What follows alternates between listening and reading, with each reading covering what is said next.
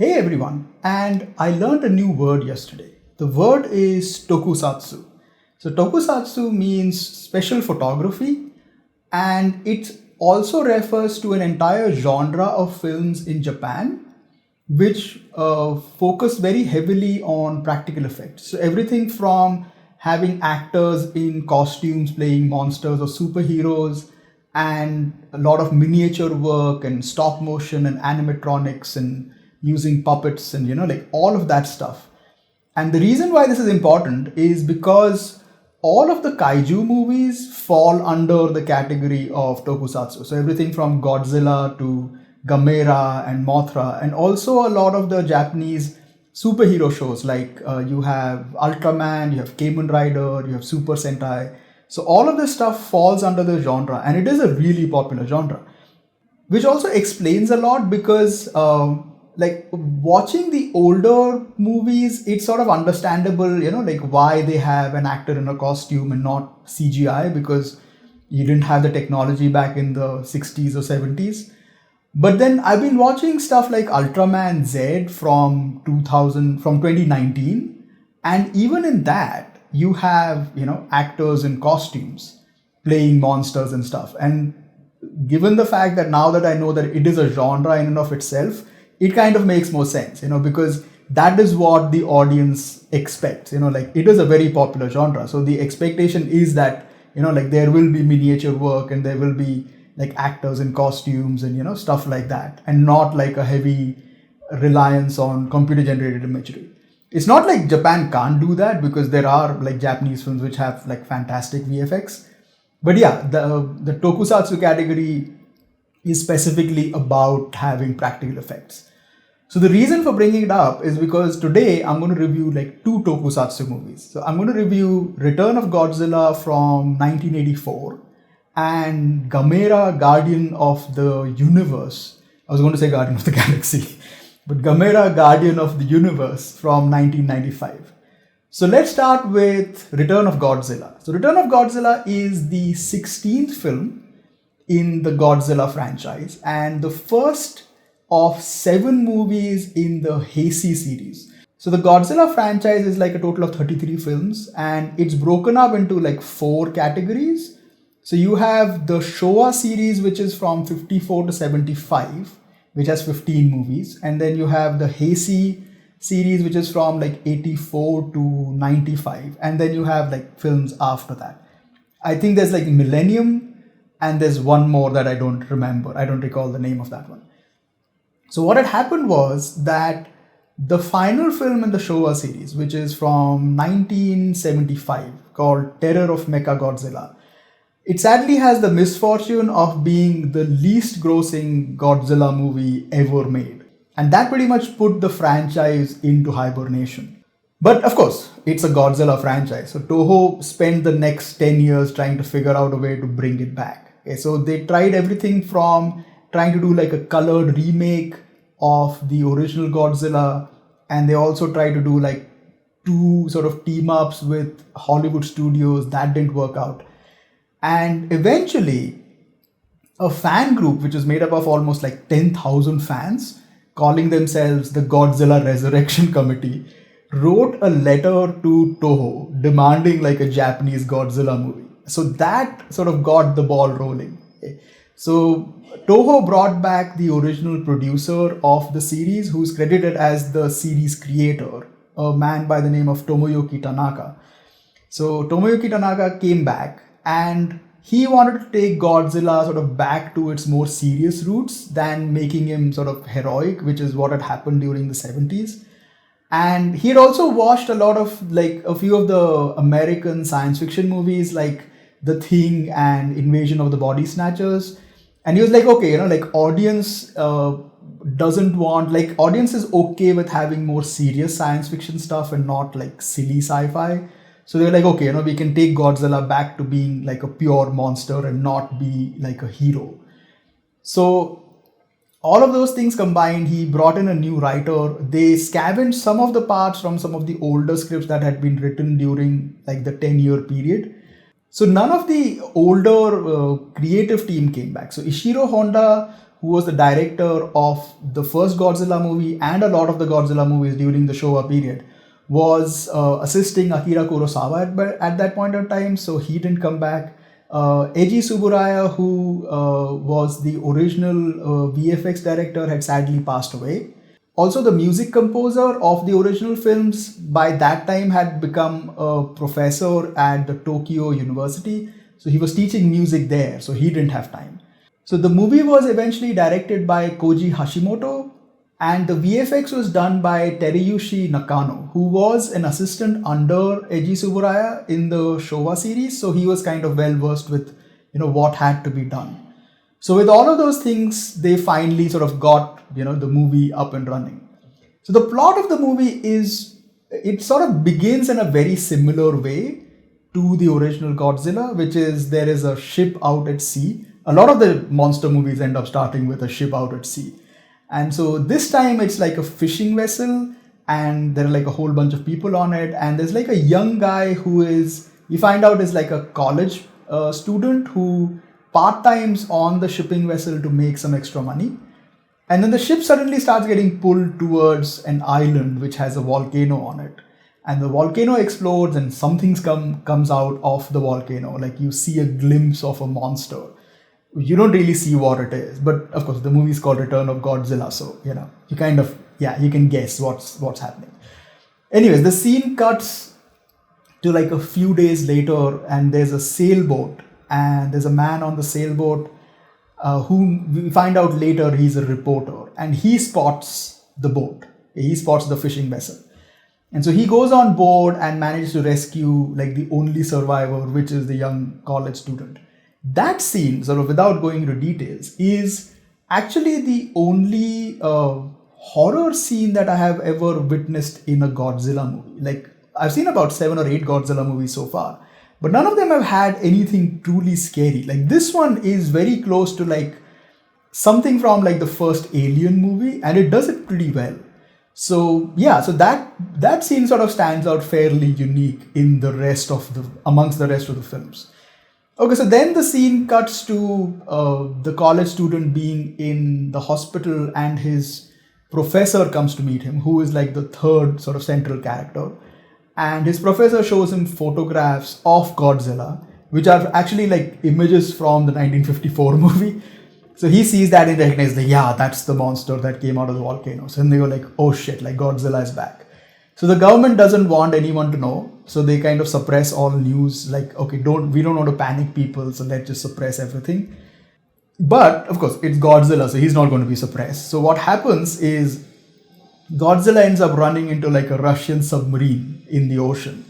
And the submarine fires at Godzilla, and Godzilla sort of destroys the submarine. And that sort of really escalates everything.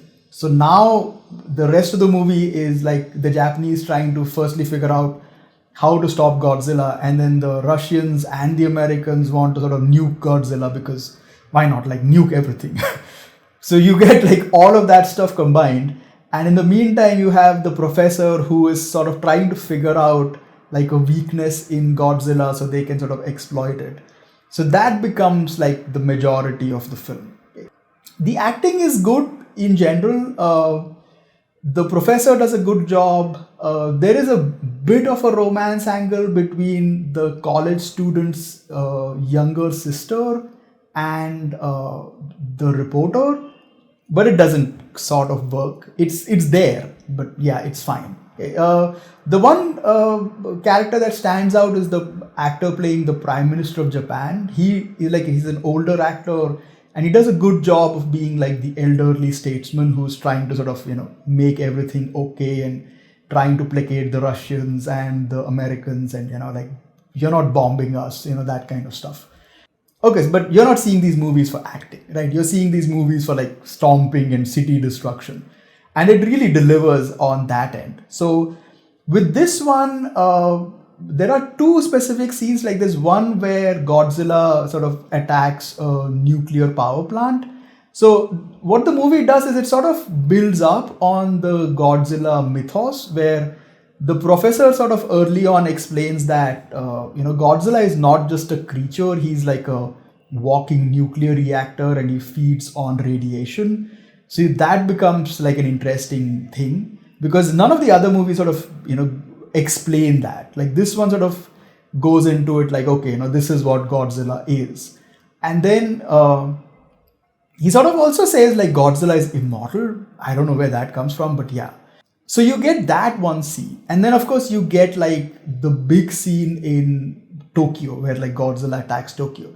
So this time around they made Godzilla from like 50 meters tall to 80 meters tall because by that time Tokyo had a lot more skyscrapers, and it was Tomoyuki Tanaka's idea that we don't want Godzilla to look too small, so they kind of made him bigger.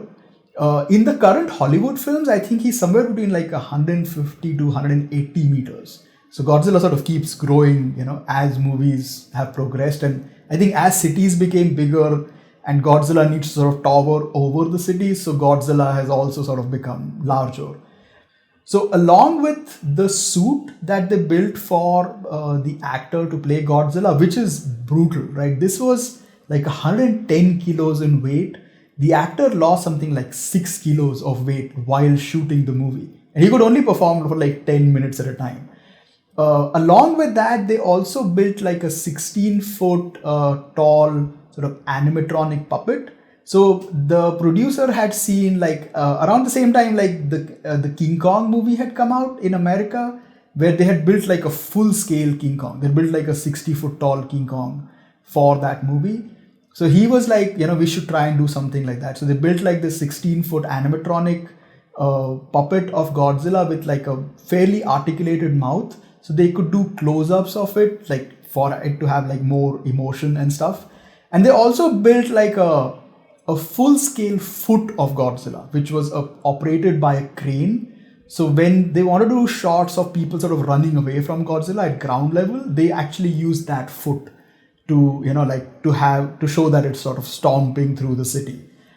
So you get like a lot of those things. And then this movie also goes a little sci-fi. I mean, all of it is sci-fi, but this one goes a little more sci-fi with the introduction of the Super X flying fortress, which is sort of like this big giant ship, like a flying ship that they use to attack Godzilla. You get like this major fight in Tokyo between like Godzilla and the Super X, which is really well done. So yeah, if you like monster movies, this is a pretty good one. I won't say it's great because as a personal opinion, I like movies where Godzilla fights other monsters, rather than just being Godzilla against people, because I feel like that's very one-sided. So the rest of the movies in this series are more fun because in every one of them, there's a separate monster that Godzilla fights. Like the Heisei series is also called as the Versus series because the names of the rest of the movies are actually like there's Godzilla versus this monster and Godzilla versus that monster, and it sort of plays like that. This one is the interesting thing about this one is it's kind of retroactively added in as like the first movie in that series because with the next movie with Godzilla versus Biollante, which is from 1989, you start seeing a bunch of actors coming in who are maintained like throughout the remaining 6 films. You don't have any of those in this movie. So that happened kind of later on. But the end of this movie feeds directly into the 1989 movie. So this is technically held as like the first film of that series. So yeah, so overall it's fun. Like if you like Godzilla movies or if you like monster movies, this is a fun movie to watch. So if you can find it, why not? Okay, so continuing from Return of Godzilla, I'm going to move on to a kaiju that I just discovered. Because Japan has a lot of this stuff. I haven't watched a lot of Japanese movies. So I saw like a small GIF on Twitter where there's like this turtle which is doing like some sort of gymnastics. Like he's on a pole and he's kind of spinning around. I was like curious, like what the heck is this stuff supposed to be? And turns out that monster was Gamera. So Gamera started in the 60s and it was started by a studio called Daiei Films. So they were like, why should Toho have all the fun? Like we want our own monster as well.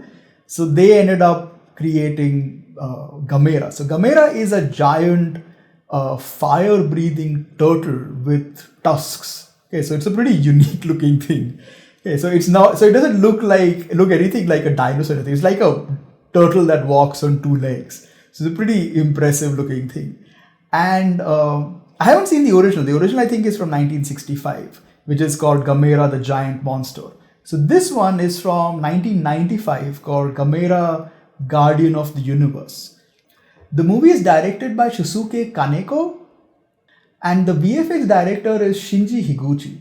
Now, Shinji Higuchi is pretty famous because I was looking at his filmography and he has done a lot of movies like up till now. Like he recently directed Shin Ultraman and he has directed Sinking of Japan. So he's done a lot of VFX work. And this movie really stands out. Like his VFX work is absolutely top notch. And this is by far one of my favorite monster movies that I have seen so far. Like of all the Godzilla movies, I think this is not a Godzilla movie, but of all the kaiju movies I've seen, I think this is probably my favorite. And I'll go into the reasons for it, but let's start with the plot. So the movie sort of starts off again with a ship at sea, except this time it's like this giant ship that is carrying depleted plutonium for dumping at some site.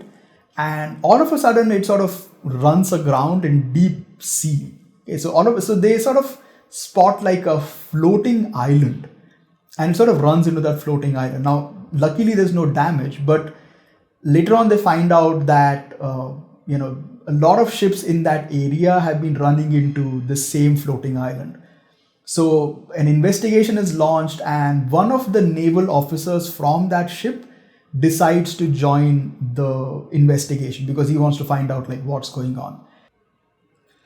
So at the same time, this police officer hires this ornithologist by the name of Mayumi, and he takes her to this island where he's like, the people are saying there's this giant bird that has been attacking, and she's like, there's nothing like a giant bird. And then suddenly a giant bird shows up. And those are like the evil monster that Gamera will eventually fight. And it's a pretty cool design. So it's somewhere between like a hammerhead shark, like the head is somewhere between like a hammerhead shark and like a Muto from the first Godzilla movie. So it's got like this flat head, like eyes underneath it, and the rest of the body is like a pterodactyl or like a dragon. So it's a pretty cool looking design. So what happens is like, so you have like these two monsters emerging at the same time. So in the meantime, this naval ship or like this investigation that is going on, they eventually find the island out at sea. And they sort of climb onto the island and they find like a lot of these tiny amulets. And they start to remove those and the island suddenly comes to life, the island is Gamera. And you get a glimpse, like everyone falls into the ocean and underwater you get a glimpse of Gamera, like swimming away. So now you have like on the one side, you have Gamera in the ocean and then suddenly you have these giant birds which are called Gauss. And they are sort of going around eating people. So the government sort of puts together a team and they're like, we're going to capture the Gauss to figure out what these things are. And they get they get Mayumi, who is the ornithologist, and say like, you're going to help us with that. And so they decide like, okay, we're going to trap them in a giant stadium. And what happens is that Gamera is also tracking the same birds. Like Gamera's job is to kill Gauss. And so everything sort of converges at that stadium where like the Gauss are now in the stadium and then Gamera shows up and the Gauss manage to escape. But then when the government sees Gamera is like huge, they're like, okay, that's the bad guy. So then they as a very bad choice decide to focus on Gamera instead of Gauss. And so the rest of the movie is the government trying to kill Gamera and Gamera is trying to kill Gauss. And, in the meantime, the Gauss are gaining more and more strength because they've just been left alone. So all of that sort of combines and you get like this really fantastic finale, with Gamera fighting like this giant Gauss in the city. Now, this is a great movie for like multiple reasons. The first one is the human element in this actually works. Okay, so the ornithologist is a great character. Like she gets thrown into like she has to deal with the government and figure out how to catch the Gauss and all of that stuff. But the police officer who is with her, sadly he's not there throughout the movie, but he is excellent because he's like perpetually terrified. Like he's the perfect I did not sign up for this shit kind of a character. So he doesn't know what to do, like most of the times. So he's just like, there's a giant bird, like this is not what a police officer is supposed to do. So he's a great character. You get a bit of a romance between the naval officer and the ornithologist, which actually works. So the human characters are much better than what I've seen in most Godzilla movies. Also, they do something interesting, which is the amulets that they find. The naval officer gives one of the amulets to his boss's younger daughter. Okay, as like we found a lot of them, like you can keep one of them. And what happens is that amulet sort of creates like a telepathic link between the girl and Gamera. So now anything that happens to Gamera happens to the girl. Okay, so that sort of ups the ante a lot more. So now you're actually like when Gamera is fighting Gauss, you're actually not just worried about Gamera, you're also worried about this girl, because if something happens to Gamera, it's going to happen to her. So that kind of stuff sort of makes things a lot better than what you generally get in like a monster movie, where you don't get a detailed connection or a deep connection between the monsters and the people. So along with that, the monster itself, like Gauss, is really, really terrifying because it actually eats people.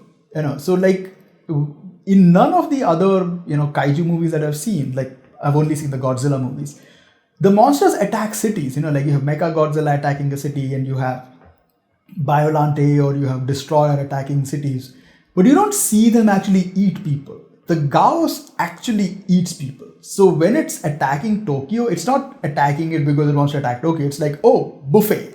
It's there to like eat things. So that immediately makes Gauss much more sort of scary than your average monster. Now, so all of those things combined, you get like a much more sort of intense film than the average kaiju movie, at least for me. Okay. Now, along with that, the VFX work is excellent. Okay, like the monster designs are great. Gamera looks fantastic. The camera work is excellent. Like there's a lot of like these low angle camera shots, so everybody looks huge. The overall sort of fight sequences are shot extremely well. There are a couple of shots from a cinematography standpoint that are actually really nice. Like this is one shot where you have Gauss sort of nesting on a radio tower at sunrise, and that is like a genuinely beautiful shot. So from like every standpoint, this is probably one of the best kaiju movies that I have seen. The movie also managed to surprise me because what I didn't know about Gamera is that Gamera can fly. Like I hadn't seen like a lot of GIFs. I'd just seen like one GIF of Gamera. And so when Gamera attacks the stadium and it's like the Gauss take off, and then Gamera starts to sort of like shake and tremble. And I was like, is this thing going to fly? And then you get like these rocket launchers, sort of, like this rocket blast coming out of its shell. And it takes off, like, fuck yeah, like this thing can fly. And then not only that, it like takes off, and then you get rocket blast coming out of like each leg, like over each leg, and it starts to spin, like a top, and then it like spins and like shoots off horizontally. So it's this great scene where I was just like, it really surprised me because I had like no idea that Gamera could fly. So that immediately was like, yeah, this is so much better. But yeah, like I would highly recommend watching this film. Like, and the great part is it's available on YouTube. It's sadly not in Japanese, it's an English dub, but all three movies from that era are available on YouTube. So you can watch it. So if you are interested in like monster movies, this should definitely be like on the top of your list. Like if you haven't seen it, definitely watch it. And I'll see you all in my next review, or you can see me. I can't see any of you.